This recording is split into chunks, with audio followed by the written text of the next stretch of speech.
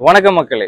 கொலையாளிகளை கைது செய்யும் காக்கி சட்டைகளே இன்றைக்கு கொலையாளி ஆகியிருக்கும் அவல நிலைமை தமிழ்நாட்டை உலுக்கும் சம்பவம் என்ன?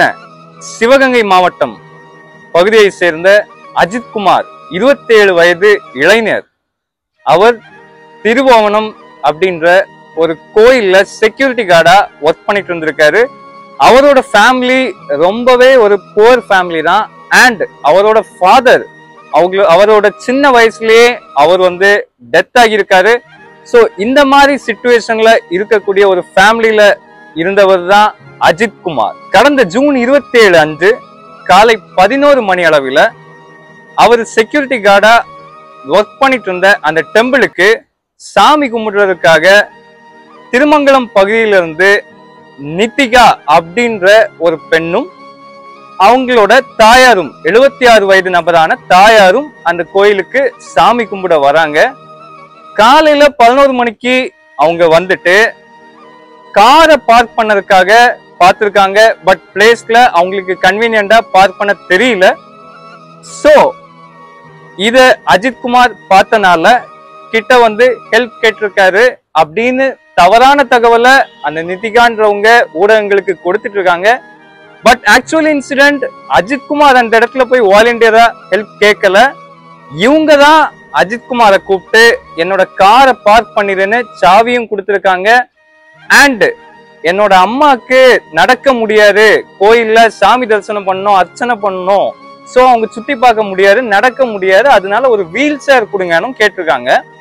அஜித்குமார் வீல் சேர் எடுத்து கொடுத்தது மட்டும் இல்லாம காரை பார்க் பண்ணுங்கன்ன உடனே அவருக்கு கார் டிரைவ் பண்ண தெரியாதுன்னு இருக்காரு. சோ நீங்க சாவியை கொடுங்க, நான் என்னோட ஃப்ரெண்டை கூப்பிட்டு உங்க காரை பார்க் பண்ணேன்னு இருக்காரு. அதே மாதிரி அவரு பார்க்கும் பண்ணிருக்காரு, வீல் சேரும் கொடுத்திருக்காரு. அண்ட் வீல் சேர் கொடுத்துட்டு இவரு 500 rupees கேட்டிருக்காரு அஜித்குமார். வீல் சேர் நாங்க எடுத்துட்டு கொடுத்துருக்கோம் அப்படின்னு ஒரு 5 பேர் இருக்கும், எங்களுக்கு 100 rupees வச்சு 500 கொடுங்க, நான் உங்க அம்மாவை கோயிலுக்குள்ள ஃபுல்லா சுத்தி காமிக்கிறேன் அப்படின்லாம் அஜித்குமாரோட கூட இருந்த டெம்பிள் ஸ்டாஃப்ஸ் கேட்டிருக்காங்க. சோ இந்த 500 rupees கேட்ட உடனே இந்த நிதிகான்றவங்க 500 தர முடியாது, 100 rupees தான் தர முடியும்னு பேரம் பேசியிருக்காங்க. அதுல தகராறு ஏற்படுது. சோ ஒரு கட்டமா இவங்க கோயிலுக்குள்ள போயாச்சு. அவங்க அம்மாவை கூப்பிட்டு போயிட்டு அவங்க சாமி தரிசனம் எல்லாம் பண்ணிட்டு சுமார் 12 மணி அளவுல மறுபடி வெளியே வராங்க. வெளியே வரும்போது மறுபடி அஜித்குமார் 400 ரூபாய் கொடுங்க என்று கேட்டிருக்காங்க. பட் நிதிகாக்கும் அஜித்குமார் அண்ட் ஸ்டாஃப்ஸுக்கும் கடுமையான வாக்குவாதம் தகராறு ஏற்பட்டிருக்க ஹை சான்சஸ் இருக்குது. ஒரு கட்டத்துல நிதிகா அவங்க தாயாரை கூட்டிட்டு மறுபடி சாமி எல்லாம் கும்பிட்டுட்டு முடிச்சுட்டு இவங்க வீட்டுக்கு போயாச்சு. ஆன் த வே போற வழியில ஒரு சம்பவம் நடந்ததாட்டு சொல்றாங்க. என்னன்னு பாத்தீங்கன்னா, இவங்க கார்ல அவங்க அம்மாவை கூப்பிட்டு வீட்டுல இருந்து வர வழியில அவங்களுக்கு தலை ரொம்ப சுத்துரு, சோ ஒரு ஸ்கேன் எடுக்கலாம், ஸ்கேன் எடுத்துட்டு டெம்பிளுக்கு போயிடலான்ற பிளான்ல வந்தனால பாதி வழியில வீட்டுல இருந்து கோயிலுக்கு வர வழியில அவங்க அம்மா 10 சவரன் சுமார் 10 சவரன் நகையை அணிஞ்சிட்டு வந்திருக்காங்க. சோ ஸ்கேன் எடுத்துட்டு நம்ம டெம்பிளுக்கு போலாம் அப்படின்னு பிளான் பண்ணி வந்திருக்காங்க. பட் அவங்க அம்மா என்ன சொல்லியிருக்காங்க, டெம்பிளுக்கு போயிட்டு நம்ம ஸ்கேன் எடுக்க போலாம் அப்படின்னு சொன்னனால நிதிகா கார் டிரைவ் பண்ணிட்டு இருந்திருக்காங்க. பேக்ல அவங்க அம்மா இருந்திருக்காங்க. அவங்க சொல்லியிருக்காங்க, நிதிகா என்ன சொல்லியிருக்காங்க, நகை எல்லாத்தையும் நீங்க கலத்தி வச்சுக்கோங்க பல்ஸ்ல, சோ அப்பதான் ஸ்கேன் எடுக்கிறதுக்கு கரெக்டா இருக்கும்னு. இந்த அம்மாவும் உடனே நகை எல்லாம் கலத்தி அவங்க பல்ஸ்ல கார்ல வச்சுட்டாங்க. பட் ஆன் த வேல மறுபடி அவங்க ஷெட்யூல் மாறுது. அவங்க அம்மா என்ன சொல்றாங்கன்னா, நம்ம டெம்பிளுக்கு போயிட்டு மறுபடி நம்ம ஸ்கேன் எடுக்க போலான்னு இந்த வகையில நகையெல்லாம் கலத்தி வச்சுட்டு பல்ஸ்ல வச்சராட்டு சொல்றாங்க. நிதிகா இவங்க மறுபடி 12 மணிக்கு சாமியை கும்பிட்டு திரும்ப கார் எடுத்துட்டு போற வழியில தான் பாக்குறாங்க, கெட்ட பையில இருந்த 10 சவரன் அம்மா கலத்தி வச்சு நகையை காணல அப்படின்னு சொல்றாங்க. இவங்க உடனடியாக மறுபடி 2 மணிக்கு கோயிலுக்கு திரும்ப கோயில் நிர்வாகத்திட்ட கேக்குறாங்க, இந்த மாதிரி நாங்க நகையை வச்சிருந்தோம், காரை பார்க் பண்ணதுக்காக நான் கொடுத்தேன், சோ என்னோட நகையை இப்ப காணல அப்படின்னு வாலண்டியரா ப்ராப்ளம் கிரியேட் பண்ணிருக்காங்க. சோ அப்ப கோயிலோட ஸ்டாஃப் சொல்லியிருக்காங்க, நாங்க யாருமே எடுக்கல, இதுக்கு நாங்க பொறுப்பு இல்லைன்னு. அகைன் அஜித்குமார் அண்ட் அந்த டீம் கூட இந்த நிதிகா என்ன பண்ணிருக்காங்க, நான் இப்போ என்ன பண்றேன்னு பாரு, என்னோட பவர் என்னன்னு பாரு அப்படின்னு ஒரு ரிவெஞ்ச்ல இவங்க டைரக்டா மறுபடி திருவோணம் போலீஸ் ஸ்டேஷன்ல போய் கம்ப்ளைண்ட் கொடுக்குறாங்க. பட் நல்லா கவனிச்சுக்கோங்க, இந்த கம்ப்ளைண்ட் நாட்ஸ் ரிட்டன் கம்ப்ளைண்ட், ஒரு எஃப்ஐஆர் வந்து ரெஜிஸ்டர் பண்ணல, ஒரு சிஎஸ்ஆர் போடல, எதுவுமே இல்லாம வெர்பலா வாயில சொன்ன வார்த்தைக்காக மறுபடி 7 மணிக்கு அன்றைக்கு நைட்டு 7 மணிக்கு ஒரு போலீஸ் காவலர்கள் ஸ்டேஷன்ல இருந்து வந்து விசாரிக்கிறாங்க. கோயில்ல விசாரிச்சுட்டு விசாரணைக்காக கூட்டிட்டு போனோம். யார? இந்த அஜித்குமார்ன்ற பையனையும் டெம்பிள் ஸ்டாஃப்ஸ், அந்த கார் பார்க் பண்ண 2 பசங்க அண்ட் கூட ஒரு 2 ஸ்டாஃபையும், கோயில் ஸ்டாஃப்ஸை கூட்டிட்டு போனோம். நகையை காணல, கம்ப்ளைண்ட் கொடுத்திருக்காங்கன்னு விசாரணைக்காக அழைத்து செல்லப்படுகிறார்கள். கூட்டிட்டு போன இளைஞர்கள் அவ்வளவு பேரையுமே ஒரு 5 காவலர்கள் சேர்ந்து ஸ்பெஷல் டீம்ன்ற பேர்ல கடுமையா தாக்கியிருக்காங்க. அதுல கொஞ்சம் மணி நேரத்துல எல்லாரையும் பசங்களை எல்லாத்தையும் விட்டுட்டு இந்த அஜித்குமார்ன்ற இளைஞரை மட்டும் கயிறால கட்டப்பட்டு அவரு அடிக்கப்பட்டிருக்காரு. பட் ஆக்சுவலா அவரு நகையை எடுக்கவில்லை. அது 100% கிளியராக தெரிகிறது. ஒரு உயர் அதிகாரியின் பிரஷர்ல டிஎஸ்பி சண்முக சுந்தரம் அவரு இமிடியேட்டா ஸ்பெஷல் டீமுக்கு கால் பண்ணி எனக்கு 4 மணிக்குள்ள எனக்கு பணம் ரிகவர் ஆகணும் அப்படின்னு டெம்பிளுக்கு ஸ்பெஷல் ஸ்டாஃப்ஸ அனுப்பி, ஸ்பெஷல் டீம் அனுப்பி அஜித்குமாரையும் அவருடைய நண்பர்களையும், அஜித்குமாரோட தம்பியும் அதுல நவீன்குமார் இருந்திருக்காரு, விசாரிக்கிறதுக்கு கூட்டிட்டு போகிறார்கள். கூட்டிட்டு போய் அன்னைக்கு ஃபுல்லா நைட்டு விசாரிக்கிறேன் என்ற பேர்ல சித்திரவதை மேல சித்திரவதை பண்ணிருக்காங்க. சித்திரவதை என்றால் சாதாரண சித்திரவதை அல்ல. போலீஸ் கஸ்டடி எடுத்து இவர்கள் ஸ்பெஷல் டீம், அதாவது இவர்கள் ஸ்பெஷலாக இருப்பவர்கள். அது மட்டும் இல்ல, இவர்களுக்கு ஒரு எஃப்ஐஆர் ரெஜிஸ்டர் பண்ண தெரியவில்லை, ஒரு சிஎஸ்ஆர் போட தெரியவில்லை, ஒரு ரிட்டன் கம்ப்ளைண்ட் வாங்க தெரியவில்லை. ஒரு பெண்மணி வாயால் சொன்ன புகாரை கேட்டு இந்த இளைஞர்களை சித்திரவதை செய்து அஜித்குமார் என்ற இளைஞரை கடும் சித்திரவதை செய்தது.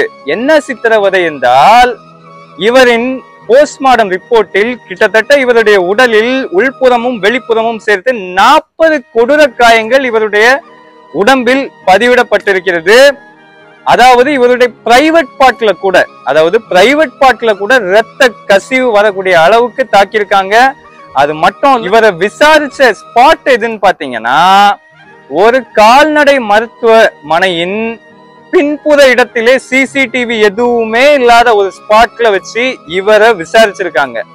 விசாரணையின் போது 5 இந்த ஸ்பெஷல் டீம் காவலர்கள், ஒரு நபர் அவருடைய தலையின் மேல் ஏறி நின்றும், இன்னொரு காவலர் அவருடைய கால்களின் மேல் ஏறி நின்றும், மீதமுள்ள காவலர்கள் அவரின் ஆணுறுப்பை அடித்து சிதைத்தது மட்டுமல்லாமல் அவருடைய உடம்பிலே ஆங்காங்கே கொடூர காயங்களில் ஒரு கட்டத்தில் அஜித்குமார் அடிக்கு பயந்து என்னை எப்படி அடித்துக் கொள்ளுகிறார்கள், எனக்கு உதவ யாரும் இல்லை, நான் ஒருவேளை நகையை மடப்புறம் கோயிலில் தான் நான் வைத்திருக்கிறேன் என்று சொன்னால் என்னை கோயிலுக்கு கூட்டி கொண்டு விடுவார்கள், அப்போ அங்கே போய் நமது ஸ்டாஃப்ஸ் எல்லாருமே நமக்கு சப்போர்ட் பண்ண யாராவது இருப்பாங்க அப்படின்ற ஒரு நோக்கத்துல அஜித்குமார் வலி தாங்க முடியாம போலீஸ் கிட்ட நான் தான் நகை எடுத்தேன், மடப்புறம் கோயிலுக்கு பின்னாடி வச்சிருக்கேன்னு ஒத்துக்கிட்டாரு, போய் சொல்லிட்டாரு. இதை கேட்ட போலீஸ்காரங்க அவரை மடப்புறம் கோயிலுக்கு எடுத்துட்டு போயிருக்காங்க. அங்க கூட்டிட்டு போய் நகையை எங்க வச்சிருக்கேன்னு கேட்ட உடனே, இல்ல சார் நான் உங்க அடிக்கு பயந்துதான், நீங்க இங்க கூப்பிட்டு வந்தா எனக்கு யாராவது ஹெல்ப் பண்ணுவாங்கன்னு பயந்துதான் நான் வந்து பொய் சொன்னேன்னு இருக்காங்க. உடனே காவலர்கள் அவர் கோயிலின் பின்புறம் எடுத்துட்டு போய் சிசிடிவி இல்லாத இடத்துல வச்சு அடிச்சு அவரை கொன்னுட்டாங்க. அவ்வளவுதான், கொலையே பண்ணிட்டாங்க. சோ மக்களே, இந்த கஸ்டடி டெத் நல்லா நோட் பண்ணுங்க. இன்சிடென்ட், ஒரு வெர்பல் கம்ப்ளைண்ட்டுக்கு உயர் அதிகாரி யார், அந்த உயர் அதிகாரியின் பிரஷர் இந்த டிஎஸ்பி சண்முக சுந்தரத்துக்கு வரப்போய் இந்த டிஎஸ்பி சண்முக சுந்தரம் ஸ்பெஷல் டீமுக்கு ஆர்டர் கொடுத்திருக்காரு, போய் எனக்கு 4 மணிக்குள்ள ரெக்கவர் பண்ணிட்டு வாங்கன்னு. மக்களே, ஒரு வெர்பல் கம்ப்ளைண்ட் அண்ட் இந்த உயர் அதிகாரி யாரு, ஒன் ஆஃப் த அக்யூஸ்டா இந்த கேஸ்ல ஆட் பண்ணணும். அண்ட் டிஎஸ்பி சண்முக சுந்தரம் என்ன புரோட்டோகால் ஃபாலோ பண்ணி அவர் ஸ்பெஷல் டீமை வந்து அனுப்பி இவங்களை அரெஸ்ட் பண்ணதுக்கு ஆர்டர் கொடுத்தாரு, அது முக்கியமான ஒண்ணு. சோ டிஎஸ்பி சண்முக சுந்தரமும் ஒரு அக்யூஸ்டா இதுல கண்டிப்பா இந்த வழக்குல சேர்க்கணும். அது மட்டும் இல்லாம இந்த அஜித்குமார் இறந்த டிஎஸ்பி சண்முக சுந்தரம் அஜித்குமார் இல்லத்துக்கு போய் அவங்களை தனியா கூப்பிட்டுட்டு 50 லட்சம் 60 லட்சம் உங்களுக்கு தாரோம், குடும்பத்துல அரசு வேலை தாரோம் பேரம் பேசியிருக்காரு. இந்த தப்பு மூடி மறைக்கிறதுக்கு. So DSP Shanmuga Sundaram and நிதிகாவின் கணவர் தலைமைச் செயலகத்துல வேலை பார்க்கறதா தகவல் வருது. அவரின் பிரஷர்ல தான் இந்த சம்பவம் நடந்துருன்னு. சோ அவங்களையுமே ஒரு அக்யூஸ்டா இதுல ஆட் பண்ணணும். அண்ட் நிதிகா நகையை வந்து கண்டிப்பா வச்சிருந்தாங்கன்னா அதுக்கான ப்ரூஃப்ஸ், அந்த 10 சவரன் நகையை எப்பொழுது எந்த இடத்தில் வாங்கினார்கள் இந்த ரெசிப்ட் கோர்ட்டுக்கு சரண்டர் பண்ணணும்.